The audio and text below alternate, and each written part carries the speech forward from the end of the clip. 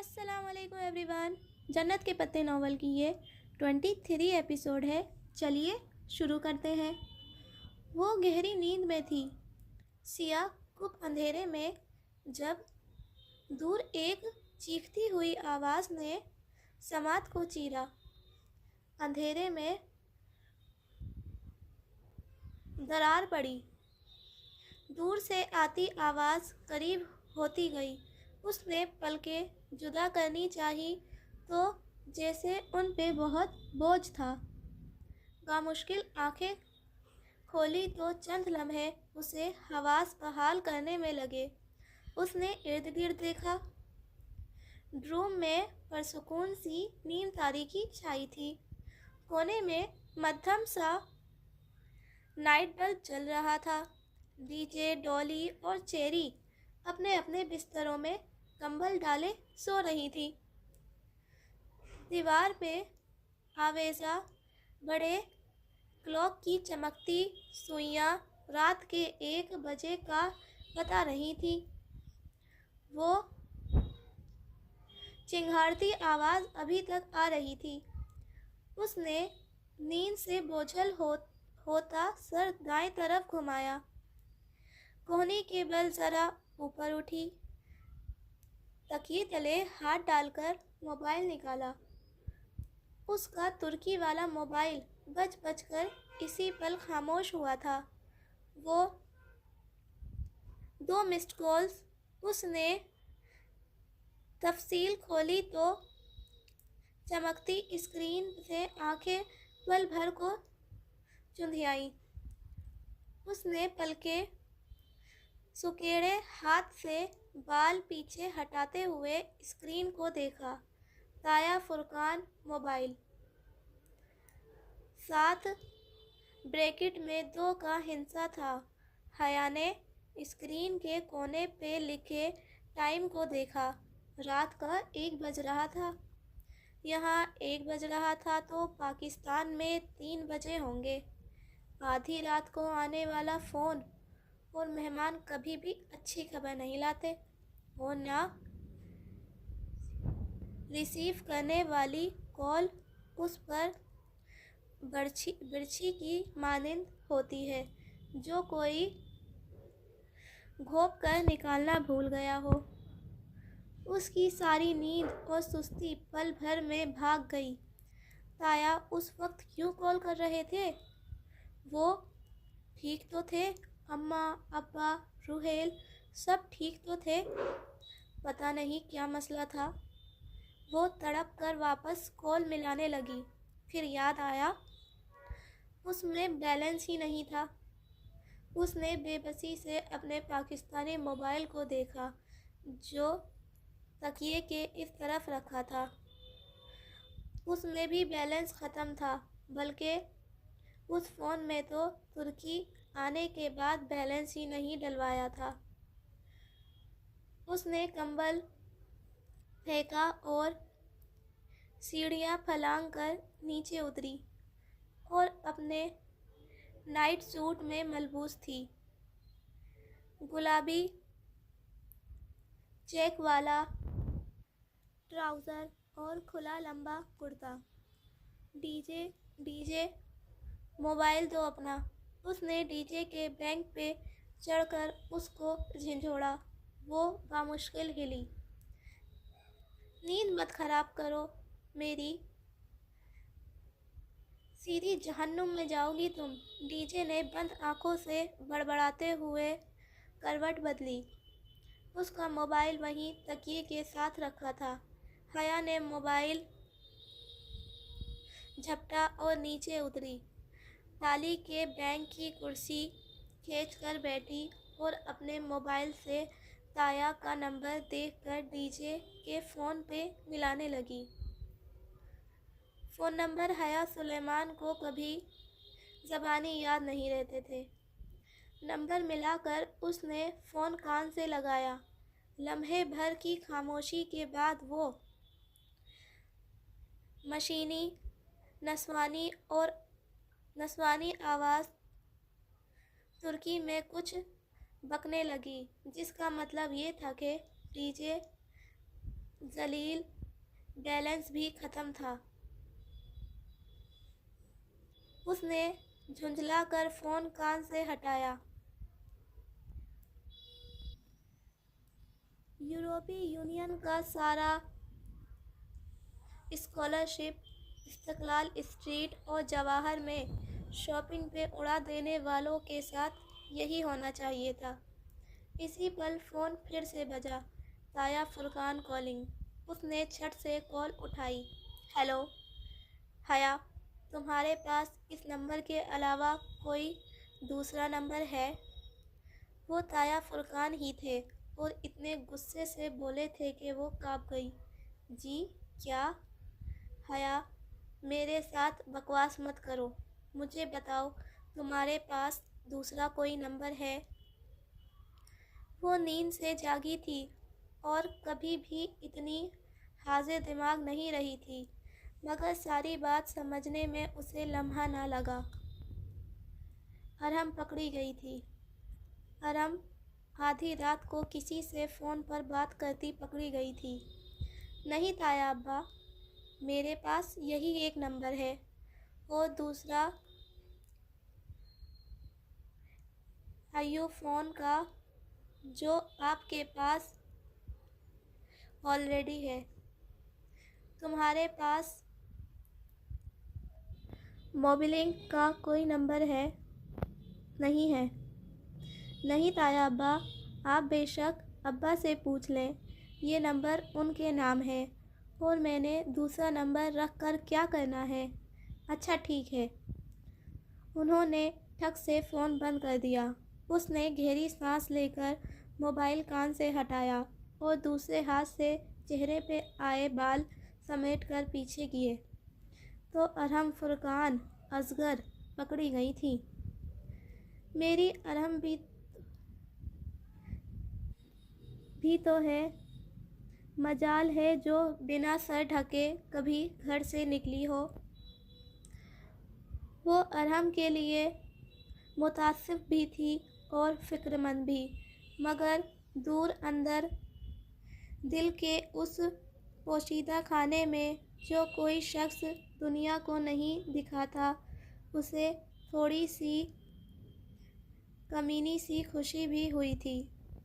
بہت اچھا ہوا تایا ابا، اس دور کے کھانے میں کسی نے کہا تھا۔ اب تو آپ کو بھی معلوم ہو گیا ہوگا کہ دوسروں کی بیٹیوں پہ انگلیاں اٹھانے والے لوگوں کے اپنے گھروں پہ وہ انگلیاں لوٹ کر آتی ہیں۔ بہت اچھا ہوا تایا ابا۔ صبح سویرے اٹھتے ہی وہ اسی کرتے ٹراؤزر پہ ایک ڈھیلا ڈھالا سا سویٹر اور شال لپیٹ کر دیا اسٹور آ گئی۔ بال اب اس نے کلیچر میں باندھ لیے تھے اور اپنے گلابی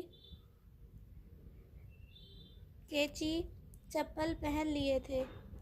اسٹور سے اس نے کارڈ خریدا، ریچارج کیا اور موبائل پہ اماں کا نمبر ملاتی باہر کیفے کے برآمدے میں بچھی کرسی کھینچ کر بیٹھی۔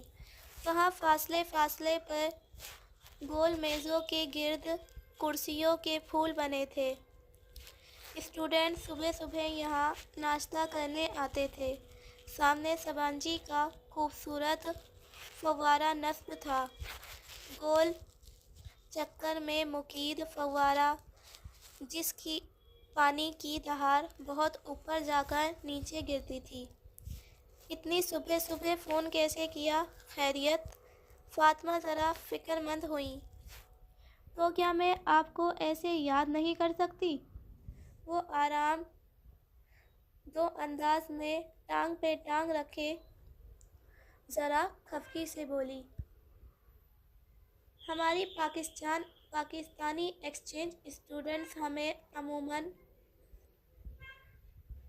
مسڈ بیل دیتی ہیں یا پھر کسی S M S website سے مفت کا ایس ایم ایس کر کے کال کرنے کا کہتی ہیں تو ہم کال بیک کرتے ہیں۔ اس لیے اگر وہ علیہ صبح خود فون کرے تو خیریت تو ہوگی نا؟ بس اماں، غربت ہی اتنی ہے، کیا کریں؟ وہ کیچی چپلوں میں مقید پیر جھلاتے ہنس کر بولی۔ ہاں، یوروپین نے وہ ہزاروں یوروز کا اسکالرشپ تو کسی اور کو دیا تھا نا۔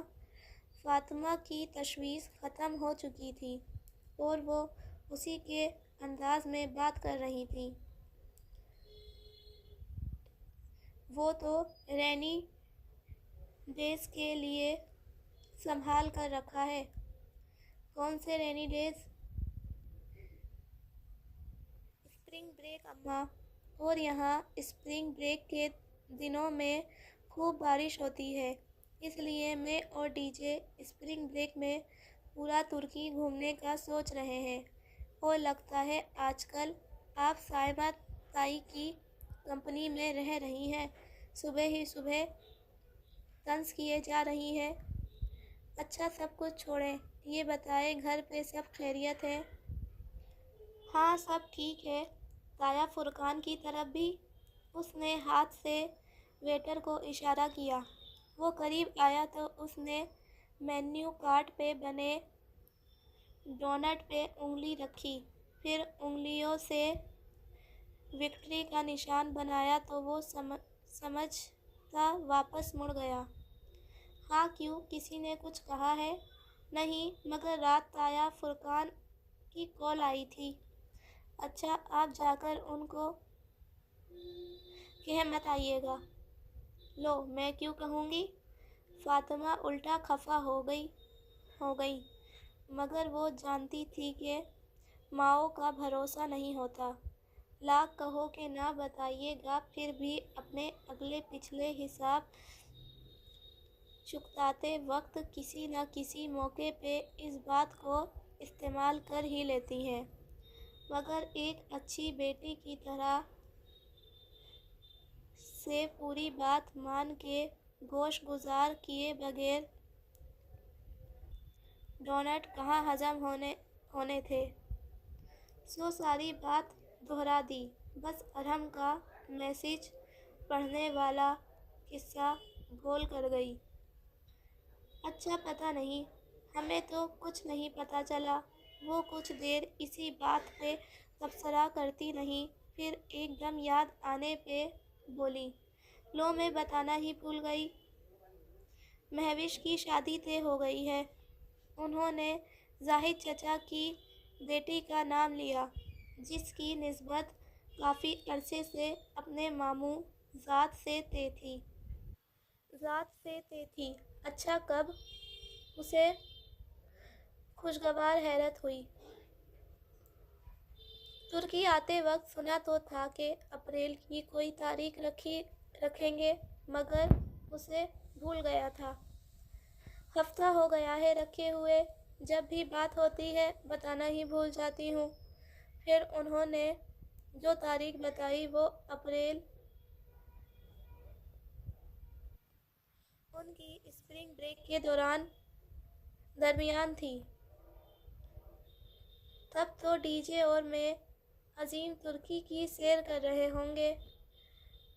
سبین کو بلایا تو ہے، مگر کہہ رہی تھی کہ سکندر بھائی کی طبیعت آج کل خراب رہتی ہے، وہ نہیں آ سکیں گی۔ میں نے کہا جیحان کو بھیج دو۔ اچھا ہے، ساتھ حیا بھی آ جائے گی، دونوں شادی اٹینڈ کر لیں گے، مگر وہ کہہ رہی تھی کہ مشکل ہے۔ اس نے فون کو کان سے ہٹا کر گھورا اور پھر ہنس دی۔ اماں بھی کبھی کبھی لطیفے سناتی تھیں، اور انتہائی غیر رومانٹک سے۔ ماں بیٹا کہاں مانتے ایسے رومانٹک ٹرپ کے لیے۔ اس نے سر جھٹک کر موبائل کان سے لگایا۔ فاطمہ کہہ رہی تھیں، ایک تو تمہاری پھپھو بھی کوئی بات غیر مہم نہیں کرتی۔ بالکل، اس نے تائید کی۔ ویٹر نے چاکلیٹ اور رنگ برنگے دانوں سے سجے ڈونٹ ٹیبل پر رکھے تو وہ الوداعی کلمات کہنے لگی۔ ارحم کے متعلق مزید جاننے کی فی الحال اسے طلب نہیں رہی تھی۔ بے وقدا، پھر بے وقدا۔ اس روز وہ شام میں جلدی سو گئی تھی۔ عشاء کے بعد آنکھ کھلی، کچھ دیر پڑھتی رہی، پھر روحیل سے اسکائپ پہ گھنٹہ بھر باتیں کی اور اسے ترکی کا سفر نامہ سنا کر خوب بور کیا، اور اب بھوک لگی تو کچن میں آئی تھی۔ ڈی جے نے آلو مٹر بنایا تھا، جو سالن کم اور کوئی گدلا پانی زیادہ لگ رہا تھا، جس میں مٹر، آلو اور پیاز تیر رہے تھے۔ وہ ناک چھڑاتے ہوئے اس ملغوبے کو گرم کرنے کے لیے پلیٹ میں ڈال ہی رہی تھی کہ ڈی جے نے پیچھے سے آ کر بتایا کہ اس نے ہالے اور انجم باجی کے ساتھ بے وقدا جانے کا پروگرام بنا لیا ہے اور کل 6 بجے کی گوسل شٹل پکڑنی ہے۔ بے وقدا، پھر بے وقدا۔ وہ اوون کا دروازہ بند کرتی چونک کر پلٹی۔ پل بھر میں اس کی آنکھوں میں ناگواری سمٹ آئی۔ ہالے اور انجم باجی نے پروگرام بنا کر مجھ سے پوچھا تو میں نے حامی بھر لی۔ پانی کی بوتل کو کھڑے کھڑے منہ سے لگاتے ہوئے ڈی جے نے شانے اچکائے۔ وہ یقیناً میری طرف سے بھی حامی بھر لی ہوگی۔ بالکل، میں کوئی نہیں جا رہی۔ بے وقدا، میری طرف سے انجم باجی کو انکار کر دو۔ وہ پلٹ کر چیزیں اٹھا پٹک کرنے لگی۔ انداز میں واضح جھنجھلاہٹ تھی۔ کیوں؟ اتنا خوبصورت جزیرہ ہے۔ مجھے نہیں جانا ادھر، بس کہہ دیا نا۔ وہ ریفریجریٹر کا اوپری فریز کھولے پیکٹ ادھر ادھر کرنے لگی۔ بالوں کا ڈھیلا جوڑا اس کی گردن کی پشت پہ جھول رہا تھا۔ مگر کیوں؟ وہ عبدالرحمن پاشا کا جزیرہ ہے اور میں اس آدمی کی شکل بھی نہیں دیکھنا چاہتی۔ اس نے روٹی کا پیکٹ نکال کر فریز کا دروازہ زور سے بند کیا، پیکٹ میز پہ رکھا، جمی ہوئی 2 روٹیاں نکالیں اور پلیٹ میں رکھی۔ ان میدے کی بنی ترک روٹی کا نام انہیں معلوم نہیں تھا، بس ضیاء اسٹور پہ وہ فریزر میں نظر آئی تھی، اور اتنی سمجھ تو انہیں بھی تھی کہ انہیں مائکرو ویو میں گرم کر کے کھاتے ہیں۔ تب سے وہ یہی روٹیاں کھا رہی تھی۔ ڈی جے اس کے روٹی اوون میں رکھنے تک سکتے سے باہر آ چکی تھی۔ عبدالرحمن پاشا، وہ جس کا ذکر ہماری ہوسٹس آنٹی نے کیا تھا؟ ہاں، وہی کرمنل اسمگلر۔ مگر اس کا کیا ذکر؟ ہالے نے کہا تھا کہ… ہالے کو چھوڑو، میں سب بتاتی ہوں۔ پہلے کیچپ لاؤ، پھر انجم باجی کو کال کر کے کل کا پروگرام کینسل کرو۔ کھانا کھا کر وہ دونوں باہر آ گئیں۔ رات گہری ہو چکی تھی۔ دونوں نے اونی سویٹر پہن رکھے تھے۔ وہ ڈروم بلاک سے نکل کر باتیں کرتے سبززار پہ چلتی گئیں۔ پہلے ڈی جے نے انجم باجی کو فون کر کے معذرت کی، اور جب اسے لگا کہ وہ ذرا ناراض ہو گئی ہے کیونکہ ان دونوں نے خاصی پاکستانی حرکت کی تھی اور ترکی میں کمٹمنٹ توڑنا بہت برا سمجھا جاتا تھا، سو اس پاکستانی حرکت کو سنبھالنے کے لیے حیا نے فون لے لیا اور انہیں بتایا کہ اس کی پھپھو نے کل اسے اور اس کی فرینڈز کو اپنے گھر انوائٹ کیا ہے۔ سو انجم باجی اس کی دعوت قبول کر کے اب اس کے ساتھ چلیں۔ بے قدا پھر کسی روز چلیں گے۔ یوں انجم باجی مان گئی اور اب وہ دونوں چلتے چلتے دیا اسٹور کے سامنے والے فوارے کی منڈیر پر آ بیٹھی تھیں۔ فوارے کا پانی چھینٹیں اڑاتا ہوا نیچے گر رہا تھا اور اس پانی میں بنتے مٹتے بلبلوں کو دیکھتے ہوئے حیا نے ساری کہانی الف تے یہ اس کو سنا ڈالی۔ ڈی جے کتنی دیر تو چپ بیٹھی رہی، پھر آہستہ آہستہ سوچ کر کہنے لگی، تو وہ پنکی میجر احمد تھا جو ہمیں مارکیٹ میں ملا تھا، بالکل، اور ڈولی اصلی خواجہ سرا تھا، شاید وہ ان کا پرانا ملازم ہے، اور تم منہ اٹھا کر اس کے گھر چلی گئیں۔ منہ اٹھا کر کیا؟ میرا پاسپورٹ تھا اس پرس میں، اور اچھا ہی ہوا، ساری بات تو کلیئر ہو گئی۔ وہ اپنی غلطی مانتی، یہ ناممکن تھا، مگر تم نے اسے فون کر کے بہت غلطی کی، تو بھگت رہی ہوں نا وہ غلطی۔ اس ظالم شخص نے یہ نہیں سوچا کہ جیہان کے پاس اس ریسٹورنٹ کے علاوہ کچھ نہیں ہے، اور اس نے اسی کو تباہ کر دیا۔ اب یقیناً وہ اس کی لینڈ ہی کو شہ دے دے گا اور وہ ریسٹورنٹ واپس حاصل کر لے گی۔ وہ سخت نادم تھی۔ تمہیں کیا لگتا ہے وہ تم سے واقعی محبت کرتا ہے؟ کسی کو اذیت پہنچانا محبت نہیں ہوتی۔ کچھ دیر وہ یوں ہی اسی بات کو ہر پہلو سے ڈسکس کرتی رہیں، پھر ڈی جے نے ہاتھ اٹھا کر حتمی انداز میں کہا، ایک بات تو طے ہے، اب یہ معاملہ ختم ہو چکا ہے، وہ اب تمہارے پیچھے نہیں آئے گا۔ وہ سر ہلا کر اٹھ گئی۔ ہاں، رات بہت بیت چکی ہے، اب ان کو واپس جانا تھا۔ سبززار پہ چلتے ڈروم بلاک کی طرف بڑھتے ہوئے وہ سوچ رہی تھی کہ اپنے مسئلے کسی کو بتانے سے وہ حل نہیں ہوتے۔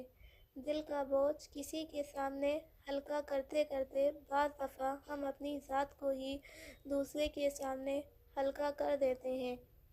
پریشانیاں بتانے سے کم ہو سکتی ہیں، ختم نہیں، جیسے اس کی پریشانی ابھی تک اس کے ساتھ تھی۔ کلاس روم کی کھڑکیوں سے سورج کی روشنی چھن کر اندر آ رہی تھی۔ صبح کی نیم ہوا بار بار شیشوں سے ٹکرا کر واپس پلٹ جاتی۔ جیو انفارمیشن کے سسٹم کے پروفیسر اپنے مخصوص انداز میں لیکچر لے رہے تھے۔ اس کے ساتھ بیٹھی ڈی جے بظاہر بہت توجہ سے لیکچر سنتی، رجسٹر پر لکھ رہی تھی۔ وہ ہر چند لفظ لکھ کر سر اٹھا کر پروفیسر کو دیکھتی، ذرا غور سے ان کے اگلے الفاظ سنتی اور پھر سمجھ کر سر ہلاتی، دوبارہ لکھنے لگ جاتی۔ حیا نے ایک نگاہ اس کے رجسٹر پر ڈالی، وہاں اس کا چلتا قلم لکھ رہا تھا، تم لوگوں کا اسپرنگ بریک کا کیا پروگرام ہے؟ کدھر جاؤ گے؟ اور کون کون تمہارے ساتھ جا رہا ہے؟ آخری لفظ لکھ کر اس نے گردن سیدھی کر کے پورے اعتماد سے پروفیسر کو دیکھتے ہوئے رجسٹر دائیں جانب بیٹھے متصم کو پاس کر دیا۔ یہ ان کی اور فلسطینیوں کی واحد مشترکہ کلاس تھی۔ متصم نے ایک نگاہ کھلے رجسٹر پہ ڈالی اور پھر سر جھکا کر کچھ لکھنے لگا۔ جب رجسٹر واپس ملا تو اس پہ انگریزی میں لکھا تھا،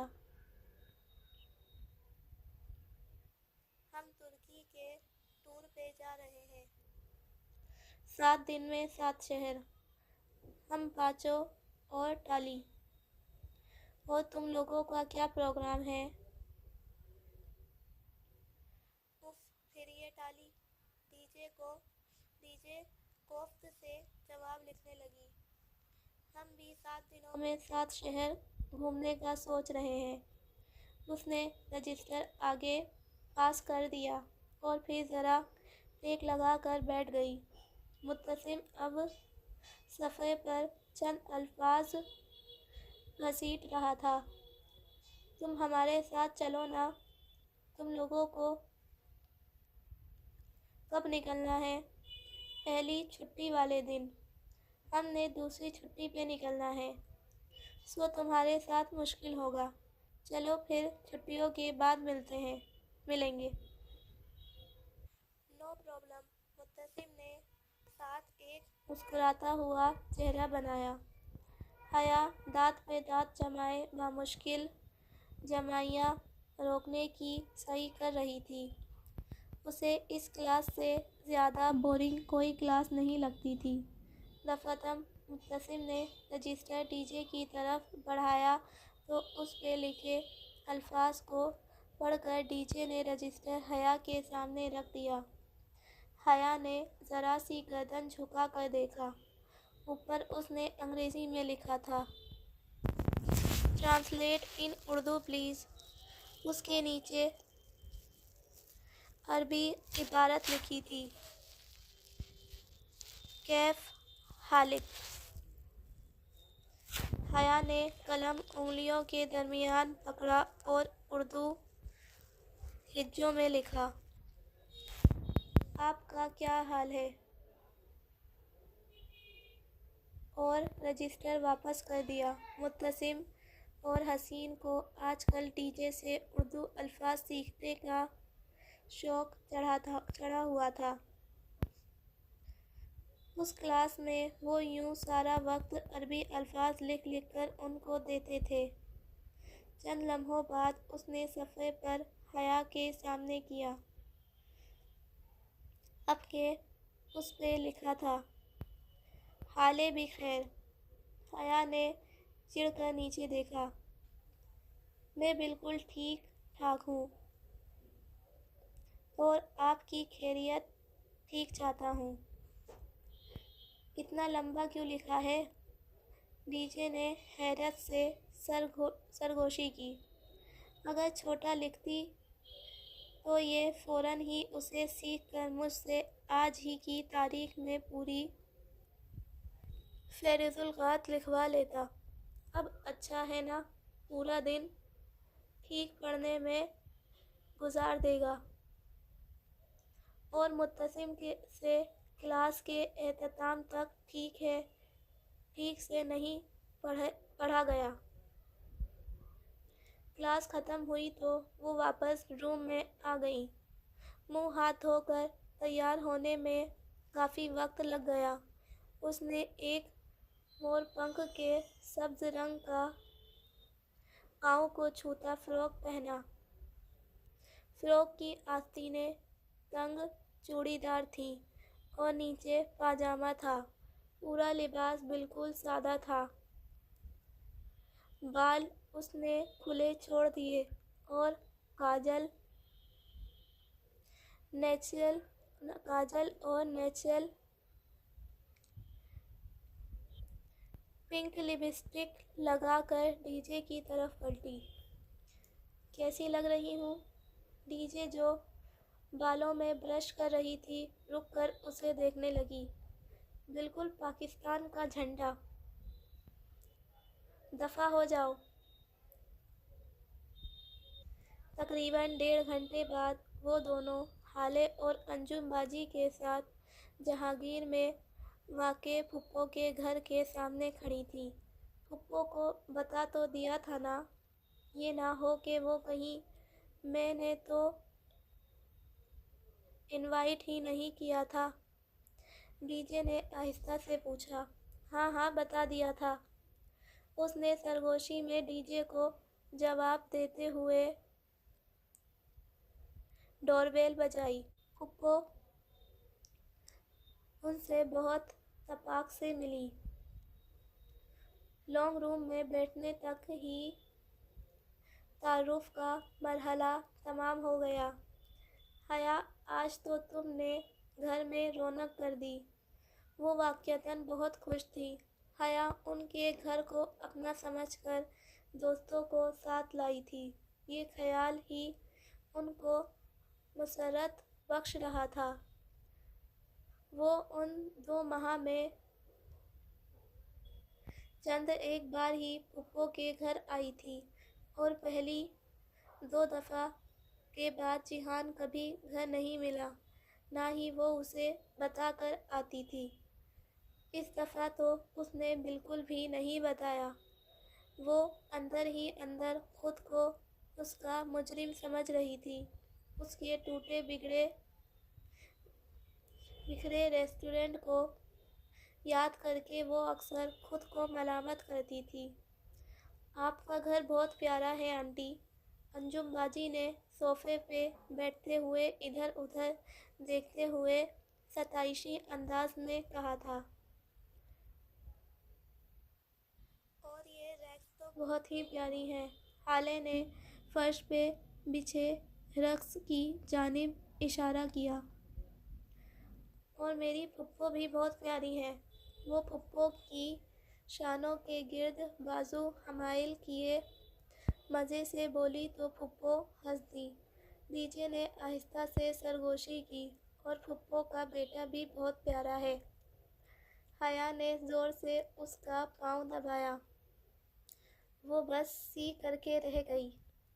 چلو تم لوگ ادھر بیٹھو، میں ابھی آتی ہوں، اچھے میزبانوں کی طرح پھپھو مسکرا کر کہتے ہوئے راہداری کی طرف مڑ گئی، جس کے دوسرے سرے پہ کچن تھا۔ کچن کا دروازہ کھلا تھا اور صوفے پہ بیٹھے ہوئے انہیں کچن کا آدھا حصہ نظر آتا تھا۔ پھپھو وہ ان کے پیچھے ہی چلی آئی۔ ارے تم کیوں آ گئی؟ ان کو کمپنی دو نا۔ وہ فریزر سے کچھ جمے ہوئے پیکٹ نکال رہی تھی۔ وہ ایک دوسرے کو کافی ہیں۔ آپ سنائیں، انکل اوپر ہیں؟ میں نے سوچا ان سے مل لوں۔ جب بھی آتی ہوں عموماً ان کے سونے کا وقت ہوتا ہے، ملاقات ہی نہیں ہو پاتی۔ وہ یہ تو نہیں کہہ پائی کہ جب بھی آتی تھی پھپھو ان کو دوا دے کر سلا دیتی تھی تاکہ کوئی بدمزگی نہ ہو۔ آج شاید جاگے ہوئے ہوں، تم اوپر دیکھ لو۔ اچھا، اور جیہان کے ریسٹورنٹ کا کیا بنا؟ کچھ لوگوں نے نقصان کر دیا تھا شاید، ذرا سرسری انداز میں پوچھا۔ ہاں، اچھا خاصا نقصان ہو گیا ہے اس کا، کافی چڑچڑا رہنے لگا ہے اس دن سے، بس دعا کرنا۔ وہ پرملال لہجے میں کہتے ہوئے کیبنٹ سے کچھ نکال رہی تھی۔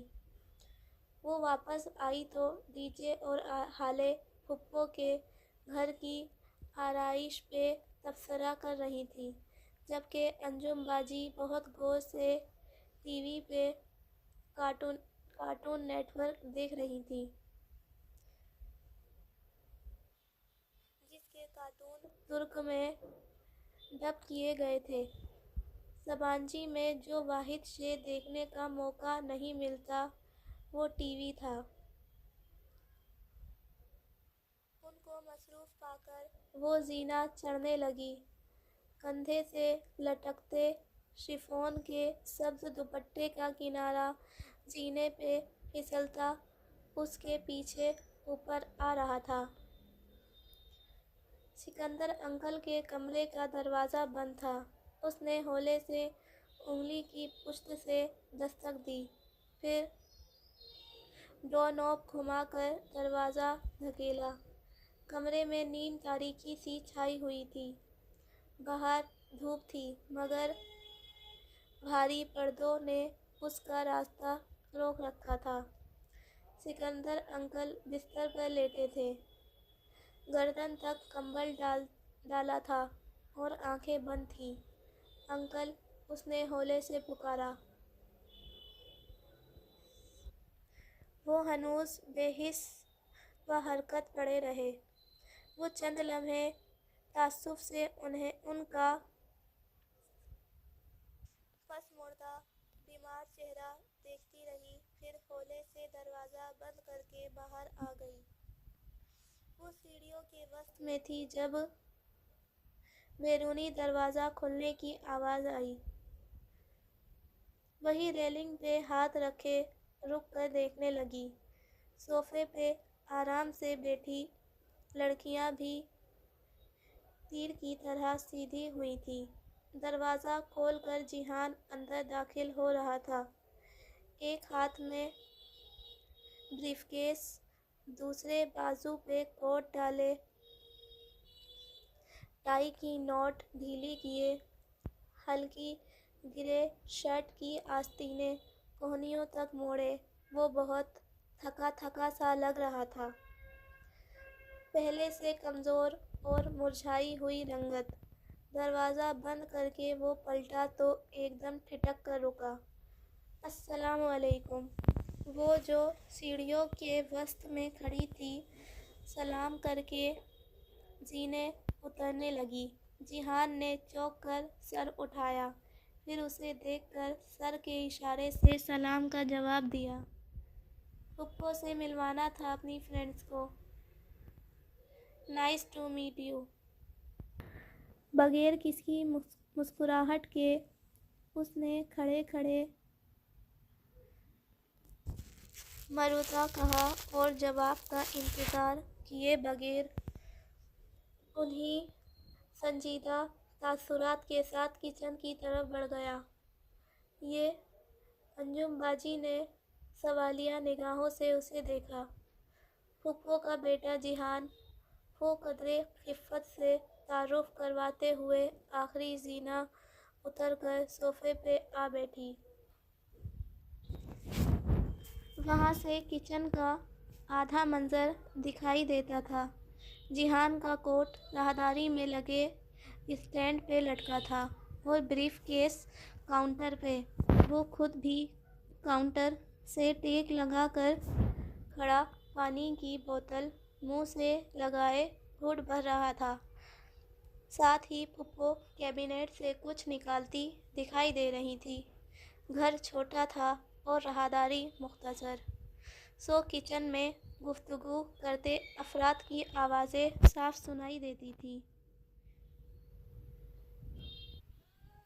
नेज़मन जल्दी। वो बोतल रख कर उनकी तरफ मुतवज्जो हुआ। हमन समदी जवाबा। वो ज़रा उखड़े अंदाज में तुरस्ती से तुर्की में कुछ बोला तो डीजे से कुछ कहती हाले ने चौंक कर किचन की तरफ देखा। जिहान, फुप्पो ने तनबीही निगाहों से उसे घूरा। उसने जवाब में खासी तल्खी से कुछ कहते हुए बोतल मेज़ पे रखी। हाले ने कदरे बेचैनी से पहलू बदला। हया उसके चेहरे के उलझे तासुरात बगौर देख रही थी। वो कुछ देर बाद ज़रा सोच कर बोली, हया, इस्तकलाल स्ट्रीट में आज लेविस पे सेल लगी है, वो चेक ना कर लें? उठने का एक बहाना। हया गहरी सांस लेकर खड़ी हो गई। डीजे और अंजुम बाजी भी कुछ समझ पा रही थी। हाँ, चलो मैं ज़रा पुप्पो को बता दूँ। वो किचन की तरफ आ गई। बाकी लड़कियां सोफे से अपने अपने बैग उठाने लगीं। اچھا پھپھو، ہم لوگ چلتے ہیں، ہمیں آگے شاپنگ پہ جانا ہے۔ کچن کی چوکھٹ میں کھڑے ہو کر اس نے جیہان سکندر کو قطعاً نظر انداز کرتے ہوئے بتایا۔ وہ فریج کا دروازہ کھولے کچھ نکال نہیں رہا تھا۔ ارے ابھی تو آئی تھی، ابھی سے جا رہی ہو؟ پھپھو ایک ملامت زدہ نگاہ جیہان پہ ڈال کر تیزی سے اس کی طرف آئی۔ پھر وہ اصرار کرتی رہی مگر وہ نہیں رکی۔ دوبارہ آنے کا وعدہ کر کے وہ بہت خوش دلی سے ان کو خدا حافظ کر کے باہر نکلی۔ ڈور میٹ پہ رکھے اپنے جوتوں میں پاؤں ڈالنے تک اس کے چہرے سے مسکراہٹ غائب ہو گئی تھی اور اس کی جگہ سپاٹ سی سختی نے لے لی تھی۔ وہ ان چاروں کے آگے خاموشی سے سڑک کے کنارے چلنے لگی۔ جب وہ کالونی کا موڑ مڑ کر دوسری گلی میں داخل ہوئی تو وہ تیزی سے ہالے کی جانب گھومی۔ ہالے، جیہان نے پھپھو سے کیا کہا تھا؟ جانے دو حیا، ہالے نے نگاہیں چرائیں۔ اسکارف میں لپٹا اس کا چہرہ قدرے پھیکا سا تھا۔ ہالے، مجھے بتاؤ، اس نے کیا کہا تھا؟ حیا، وہ کسی اور بات پہ اپسیٹ ہوگا، تم چھوڑو اس قصے کو۔ ہالے نور شیولگ لو، میں تم سے کچھ پوچھ رہی ہوں۔ اس نے کندھوں سے پکڑ کر ہالے کو جھنجھوڑتے ہوئے اس کا پورا نام لیا۔ شیولگ لو یعنی اس گاؤں کی ہالے نور۔ اچھا ٹھیک ہے، پھر سنو۔ اس نے پہلے پوچھا کہ یہ کب آئی ہیں، پھر کہا کہ ان کے لیے اتنا پھیلاوا کرنے کی کیا ضرورت ہے، اور اس نے کہا کہ میں سارا دن کتوں کی طرح اس لیے نہیں کماتا کہ آپ یوں ضائع کر دیں۔ اس کے کندھوں پہ رکھے حیا کے ہاتھ نیچے جا گرے۔ بہت آہستہ سے وہ پلٹ گئی۔ حیا، چھوڑ دو، انجم باجی نے پیچھے سے کندھا تھپتھپا کر اسے تسلی دی۔ چھوڑ ہی تو دیا ہے، آج کے بعد میں کبھی پھپھو کے گھر قدم نہیں رکھوں گی۔ میں اتنی ارزاں تو نہیں ہوں کہ میرے مغرور رشتہ دار میری یوں توہین کریں۔ وہ کوٹ کی جیبوں میں ہاتھ ڈالے سیدھ میں دیکھتے ہوئے ان کے آگے چلتی جا رہی تھی۔ آج اس کا دل بہت بری طرح دکھا تھا۔